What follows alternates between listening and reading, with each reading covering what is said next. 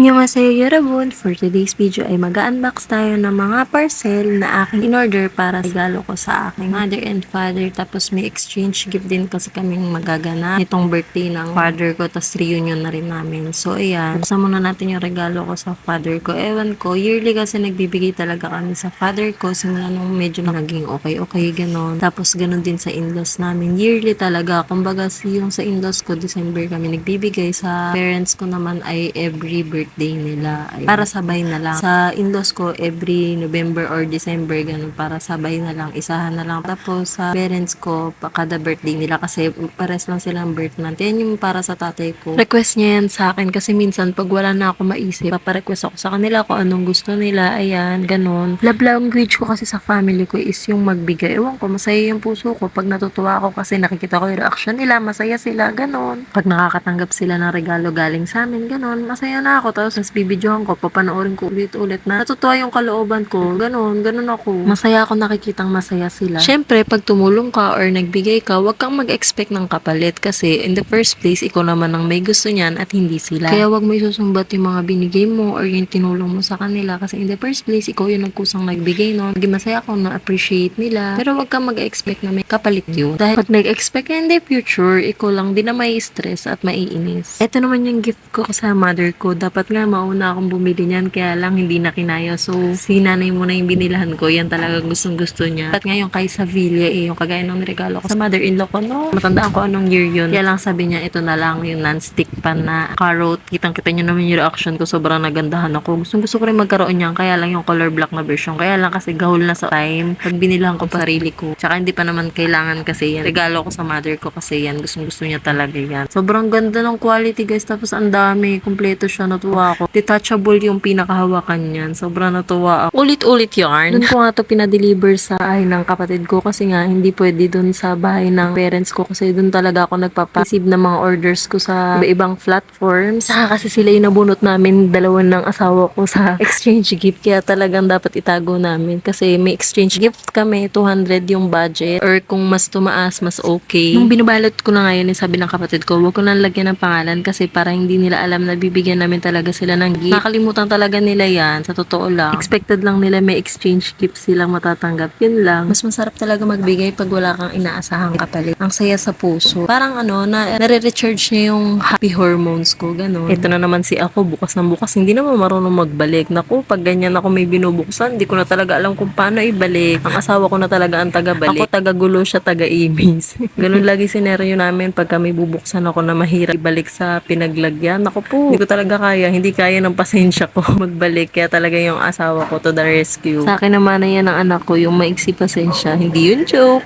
Next parcel natin is yung exchange gift namin kay nanay. Yan, ang nakabunot ata niyan is yung husband ko o si husband ko nakabunot. Yan yung hula hoop. Na pang gym talaga, na pang exercise kasi matagal niya nang gustong bumili yan. Ewan ko ba kung bakit di siya bumibili. Kaya naman niyang bumili. Si ako na lang bumili para sa kanya. Para lumit ang kanyang baby fats. Alam niyo naman sa mga ganyan, hindi natin maasahan ng asawa natin. Kaya tayo talaga ang bibili ng mga ganyan-ganyan. Kasi wala silang alam-alam sa mga ganyan. Ako po. Yung jumping rope sa amin yan para makapag-exercise ulit ako. Tinry ko nga yan, nasaktan yung aking belly fat. Siyempre, kung may mga exchange gift sa matatanda, meron din sa bata. Nabunot namin yung anak ng kapatid kong lalaki, si Johan, para kay Paul. Ayan, binilang ko na lang sila ng terno since kailangan palaging pareho yung gamit nila. Toys, damit, kasi nag-aaway sila. Para silang kambal, no?